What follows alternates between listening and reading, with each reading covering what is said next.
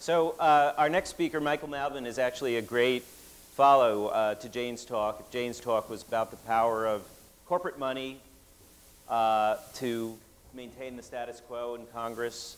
The question is whether online money, small donors, networks of small donors are beginning to have a real impact on changing that dynamic.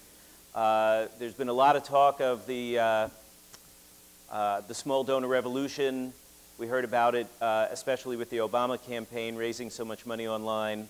Michael Malbin runs the Campaign Finance Institute, and they have been crunching the numbers better than anyone. So I think there's no one better to answer that question. Can networked fundraising and networked money begin to make a difference to our politics? I give you Michael Malbin. Thanks, Mika, and thanks, Andrew, for asking me to be here. It's a real honor.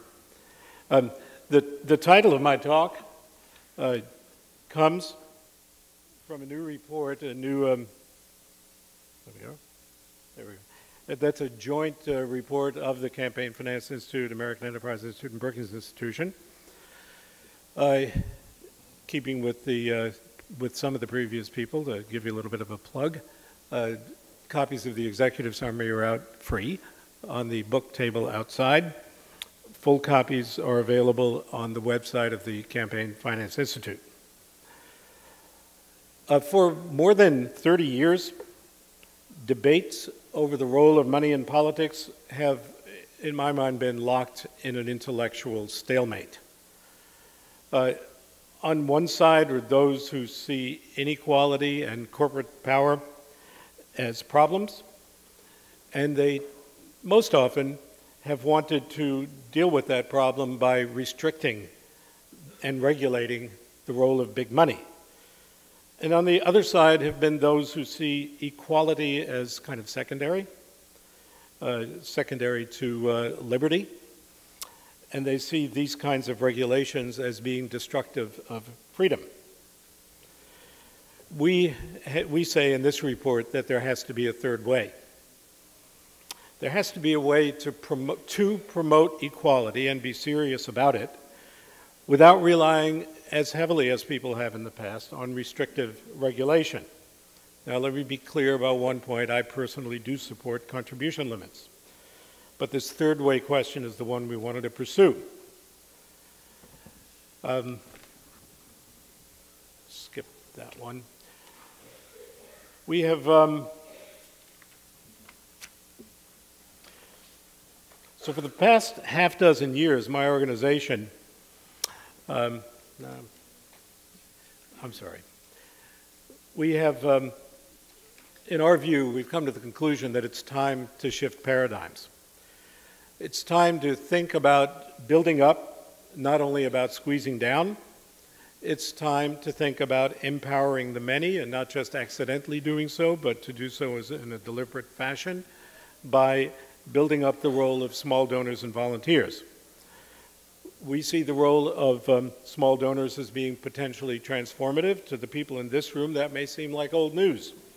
After all, you're used to thinking about long tails, and we've all observed and spoken at past conferences here about the Obama campaign and others, but trust me, it's anything but old news within the political establishment.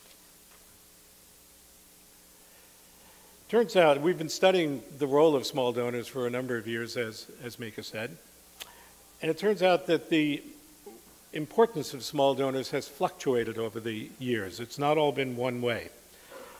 This is a bar of showing the percentage reliance on small donors of presidential candidates, the major party nominees, since the middle 1970s. And as you can see, the reliance was fairly high in the 70s. It went down in the late 80s, and then it started to pick up largely as a result of the internet when Bush, Kerry, and Dean made effective use of the internet. And then the small donor role went up still higher in 2008, especially with the Obama campaign. Barack Obama raised 30% of his primary money from people who aggregated to less than $200, and 34% of his general election money from those from such people. So from the Obama campaign, we learned something about the promise of technology. We learn about the potential use of social networking to convert donors into fundraisers and volunteers. But we wanted to ask, will technology be enough? Is there enough incentive in the natural order of things for most for candidates who are not themselves insurgents to pick this up? And frankly, we do not think so. Let's look at some of the less visible races of 2006 and 2008. I love the musical accompaniment, but I can't dance. In races for the U.S. Congress, Senate candidates raised only 14% of their money from donors who gave $200 or less, and for House candidates, the number was 8% or less. In the states, the typical state, the one on the left, Maryland, is literally the median state. We crunched the numbers for all 50 states. 9% from people who gave $0 to $100, 14% if you go up to $250. But not all states are the same. And there are a handful of states, and the prime example is Minnesota, where small donors are much, much more important. In Minnesota, 45% of the money raised by candidates for governor and legislature, all of them together, came from people who gave $100 or less, and another 6% for people who gave up to $250. So some states are different, and we think, and we argue in this report, and I won't take your time going through the full argument, that public policy has a lot to do with that difference. Minnesota has different campaign finance laws from its neighbors, which are similar to it in terms of political culture. It's not only low contribution limits, partial public financing, it also gives a $50 rebate for people for the first $50 that a person gives in any given year. So what kind of policies do we think are useful and important? The report focuses on two. I'll be talking about the second more than the first. One is communications policy. That is, essential is to make sure that the platform that you work on continues to exist, that there's an open internet, accessible broadband. At a meeting of all of the co-authors a year and some time ago with Mika, and also if you've all read Jonathan Zittrain's book, the current state of the internet is no accident. Policy will be needed to maintain it. But the second we talk about is campaign finance policy. And for campaign finance policy, we're looking not just at any policies, but specifically at ones that are geared toward promoting participation. I'll just mention one, and that would be what we call the new paradigm for public financing. In most of the older forms of public financing, public money is an excuse to ratchet in spending limits.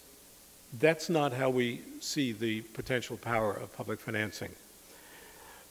We supported public financing, but not in the form of welfare for politicians. That is, quote, what its opponents call welfare for politicians. That is to say, flat grants to all candidates coupled with spending limits for public funding. Rather, we prefer the kind that you see in New York City now, which is a multiple matching fund for small donors, where if you give up to $175, it's worth $1,225 for the candidates. That gives the candidates a huge incentive to look for small donors. And then we say, what kind of a trade-off would we ask in return for public money? The typical program now says, if you take public funds, you have to restrict your spending. We don't think spending limits work very well. So we say that if you take public funds, you should have to live with a lower contribution limit. Frankly, we don't think there's a real big problem with spending if the money all comes from small donors. And second, we see a contribution limit is increasing the incentive for candidates to go to small donors. All right, will it work? All right, this is our website. If you go over here, we created a tool called the Citizen Policy Analyst tool. And in it, we've looked at all states.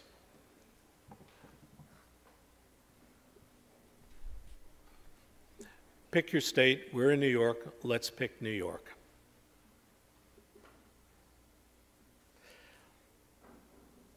This will tell you, give it a moment to resolve, this tells you right there where candidates got their money in the election of 2006, which is the most recent election with both governor and legislative candidates. 2%. No, I'm sorry, that's showing you 2008. I want to show you 2006.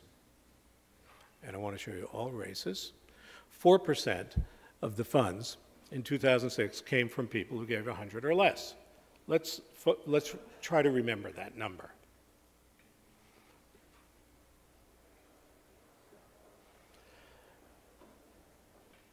In the lower part of the page, you get to play with different policy options. We're going to go to 2006 again in all races. And you can do this from whatever state you're from. I assume there are people from lots of different states in here. All 50 are on this tool. We say, okay, let's see what is the power of different choices. What if we leave the world as it is and impose stronger contribution limits? Here's what happens to your percentages. The role of small donors goes from 4% to 5%. Okay? What if you leave the world pretty much as it is, but you put in public funding? If you put in 3-for-1 match for the first $50 that a person gives, that gets the role of small donors up to 10%. If you put in 5-for-1 match, it gets to 14%. What if you forget about the public funds and you say, gosh, what if we can just get the rate of participation up to 4% of the population? Some states get there, most do not. New York is more like 1%. It's actually less than 1%. It's actually the very bottom of all of the participation rates for all states. What if you got it up to 4%, which is a reasonable number, and some states are there? That makes a big difference. That gets the role of small, just that. If 4% of the people gave $50, that would bring the role of small donors to 25%. That's pretty much where Obama was. That's where I think you can get without public, if everybody used the internet the way Obama did, there was a lot of social networking, and there's no support of public policy. Okay. What if you get some combinations going on? What if public policy is used to create an incentive for candidates to reach for small donors? So on top, so that the public policy helps get you to that 4%, and you have a 3-for-1 match for the new donors. Here's what happens. Role of small donors, 55% of the whole.